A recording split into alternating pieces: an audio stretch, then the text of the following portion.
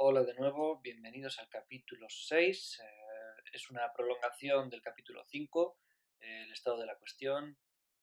Como veis, es un apartado bastante importante, no solo porque marque, como decíamos antes, el punto de partida sobre el que vamos a trabajar, sino también porque contiene lo que desde el libro de Soledad Murillo, Detectives y Camaleones, el grupo de discusión, llaman el mapa de significados. Y ese mapa va a ser muy importante en la investigación cualitativa. Yo creo que no todo el mundo lo usa como un apartado concreto del proyecto, pero me parece por mi experiencia y por tanto mi experiencia positiva como negativa, que el usarlo puede ser muy útil y puede evitar muchos fallos. Fallos en el diseño de la metodología, por supuesto, pero fallos también a la hora de analizar los datos que posteriormente obtenemos y datos, o sea, y también a la hora de tener las ideas claras, qué queremos, qué buscamos y cómo lo vamos a hacer. La metodología cualitativa yo creo que gana mucho teniendo este mapa de significados claro. Es un mapa que evidentemente hacemos nosotros a priori en este primer apartado, pero lo que queremos llegar al fondo de nuestra investigación, al final, cuando terminamos, es obtener un mapa, un esquema, en el que podemos tener todos los elementos de nuestro objeto, todos los significados, sus relaciones, los elementos, al fin y al cabo, que componen ese esquema de pensamiento humano del que hablábamos que nos interesaba, tenerlo de una manera gráfica delante de la vista para que rápidamente podamos optar por centrarnos quizás en la relación entre dos conceptos o la relación que existe entre una serie de elementos, que no necesariamente tienen que ser significados. Aunque se llame mapa de significado, dentro de ellos tenemos tanto los hechos, aquellos que interesaban tanto a la cuantitativa, como los significados que surgen a partir de esos hechos. Es decir, nosotros tenemos diferentes niveles de aproximación a las cosas. Tenemos el objeto en sí, un hecho, que puede ser universal, puede ser perfectamente un hecho universal, como puede ser un ejemplo que se pone habitualmente, es el matrimonio. Tenemos el matrimonio prácticamente, yo creo que no haya ninguna sociedad en el mundo donde no haya algún tipo de unión entre las personas, tipo matrimonio, llámese como quiera. Es un universal, es decir, es un universal cultural que llaman sobre todo los antropólogos, y bueno, no significa lo mismo para unos que para otros, ni para unas que para otras, no significa lo mismo dentro de una misma sociedad, incluso dentro de una supuesta misma cultura, no significa lo mismo para una persona que para otra, y eso depende de muchos factores. Y nuestro papel como investigadores, como investigadoras, consiste precisamente en eso, saber un poco, primero cuál es el hecho, el matrimonio en este caso, por el ejemplo que he puesto, cuáles son los significados, los tenemos que conocer, tenemos que partir de una base, que es lo que vamos a trabajar en este capítulo, pero luego también tenemos que tener en cuenta un poco la idea que viene después, es decir, está contextualizado, está dentro de una serie de relaciones, está dentro de, ¿cómo decirlo?, de un aspecto, una estructura dentro de una estructura que es más grande, ¿vale? No la estructura de pensamiento que estamos buscando está dentro de una estructura social que a su vez posiblemente esté dentro de otra estructura social mucho más amplia. Es decir, son la matriusca que va una dentro de otra y poco a poco hay que ir abriéndolas una a una y viendo qué hay dentro de cada una de ellas. Puede ser otra matriusca, puede ser una serie de objetos que podemos encontrar dentro, ¿por qué no? La idea clave de esta prolongación del estado de la cuestión es que en este primer apartado, en el que partimos desde una posición teórica, de una posición ideológica, desde una experiencia, en un contexto determinado que tenemos que remarcar muy bien, tenemos que hacer ese boceto, esa primera idea, esa primera aproximación a una estructura del objeto de análisis, que vamos vamos a analizar, la que queremos nosotros extraer después, pues tenemos que hacer a priori un boceto, como ya digo, en el que se atienda a esa dualidad entre hechos y significados. Tenemos que diferenciar claramente qué son los hechos, qué son los significados. Tenemos que ver claramente qué relación existe entre ellos, cómo se trabajan, cómo se podrían analizar, qué contextos, qué estructuras externas o qué elementos de la estructura en la cual se enmarca son aquellos influyentes, es decir, qué agentes sociales o qué agentes de nuestra estructura, porque por ejemplo nuestra estructura no necesariamente tiene que ser una sociedad entera, pero puede ser, qué decir, por ejemplo, una asociación concreta, una asociación de vecinos o una asociación de lucha contra la ludopatía, por ejemplo, que he trabajado investigaciones de este tipo. Nuestro objeto, nuestro mundo completo es esa asociación. Entonces, nosotros tenemos que ver la estructura interna que tiene esa asociación. Entonces, la estructura de pensamiento que vamos a encontrar va a estar relacionada con esa estructura del objeto.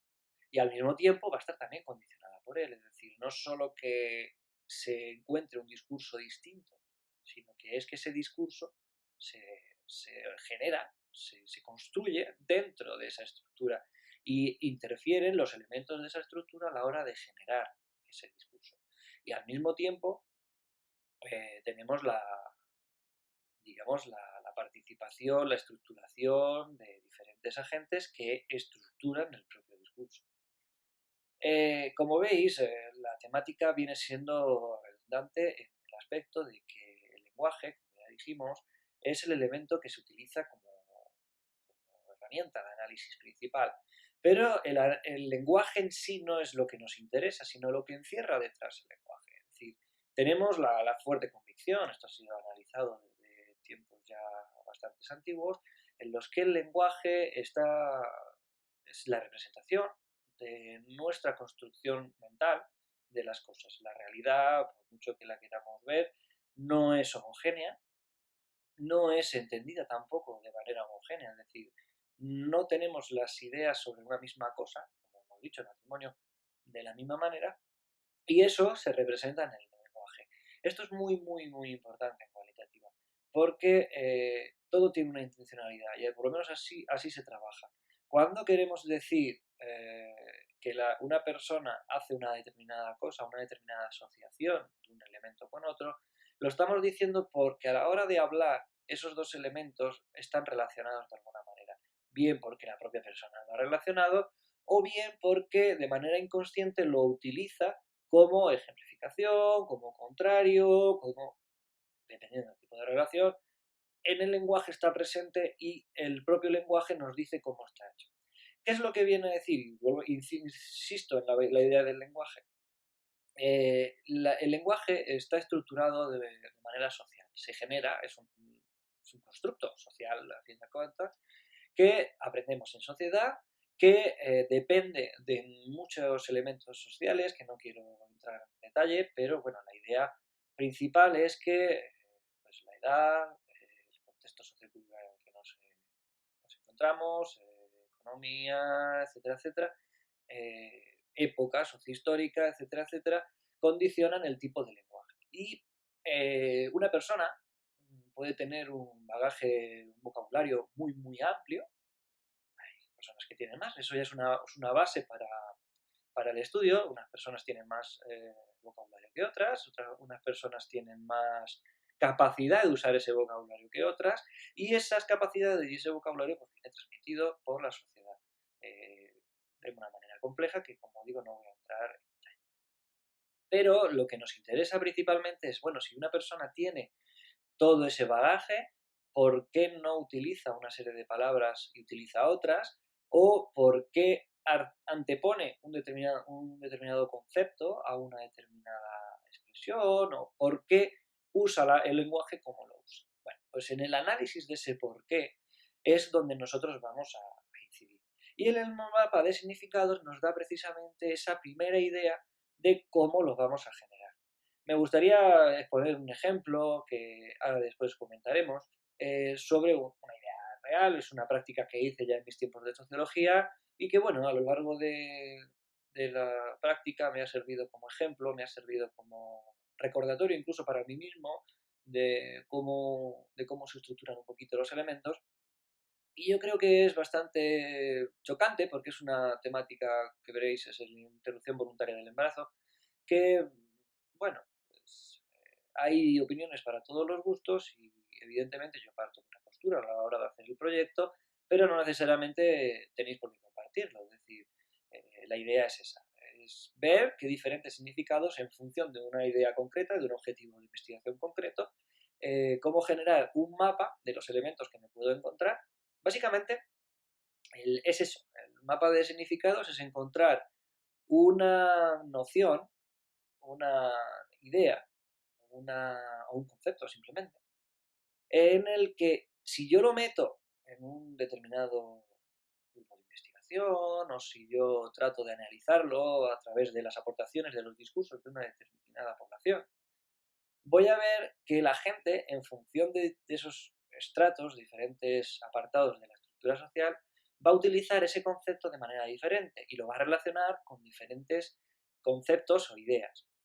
La idea de este boceto, el objetivo de este boceto, es que tratemos al máximo de exponer, en base a lo que ya hemos hecho en el apartado anterior, bueno, este mismo apartado, pero en el capítulo anterior, en base a la literatura, en base a la experiencia, en base a pues, participaciones que hayamos tenido de otros investigadores, a los que les hemos preguntado, etcétera, directamente, o a lo que te pueden contar en el propio planteamiento de la investigación cuando estás trabajando. Pues, si estás planteando en una asociación, como hemos dicho, pues, lo que vas viendo antes de hacer la investigación y que te pueden dar una idea de por dónde pueden ir un poco los tiros.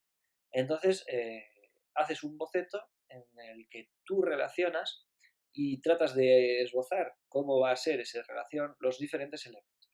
Y puedes desgranar todo el objeto de análisis posible, es decir, toda la complejidad. Y esto es algo, mira, una palabra que es muy, muy usada en cualitativo es complejidad. No quiero entrar en detalles, lo diré más adelante, pero el concepto de complejidad es la base de lo cualitativo. Es un entramado que luego tenemos que desentramar, valga la palabrita. Pero esa es la idea, tenemos que coger todo lo que hay en una cabeza o lo que pueda haber en una cabeza, y no solo en una, sino en múltiples cabezas, exponérselo al cliente que nosotros vamos a tener o exponérselo a la persona que nos va a conceder una beca, un proyecto, una financiación para un proyecto, o simplemente a nosotros mismos para saber desde dónde partimos y dónde está contextualizado, y poner cada uno de los elementos de tal manera que sepamos desde el principio cómo se relaciona. Y luego de todo ese amplio contexto, de esa amplia red que podemos tener, seleccionar el fragmento que nosotros vamos a investigar, es decir, nuestro objeto de investigación para esta investigación concreta. Es decir, nosotros podemos exponer en este primer apartado todo lo que queramos, es decir, podemos contextualizar lo que queramos, pero sabiendo que hay un determinado fragmento que es el nuestro.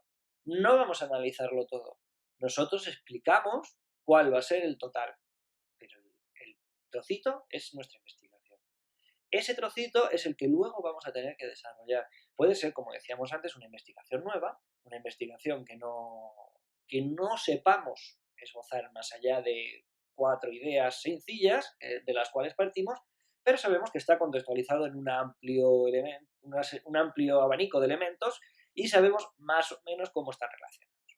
Pues bien, el más o menos no me refiero porque no lo inventemos, sino porque está en base a esa experiencia, a esa teoría, a esos trabajos previos, a esos datos que nosotros ya tenemos antes de empezar una investigación. Pues la idea de este proyecto tiene que estar ahí. O sea, cuando tú haces un proyecto de investigación, tu idea tiene que estar de una manera gráfica. Vamos a ver en el ejemplo, voy a tratar de ponerlo un poquito más amplio. Vamos a pasar al siguiente vídeo y en ese ejemplo os voy a tratar de explicar las diferentes partes que se hacen a priori siempre para poder ver hasta dónde podemos llegar, ¿vale? Nos vemos en el siguiente vídeo y ahora sí.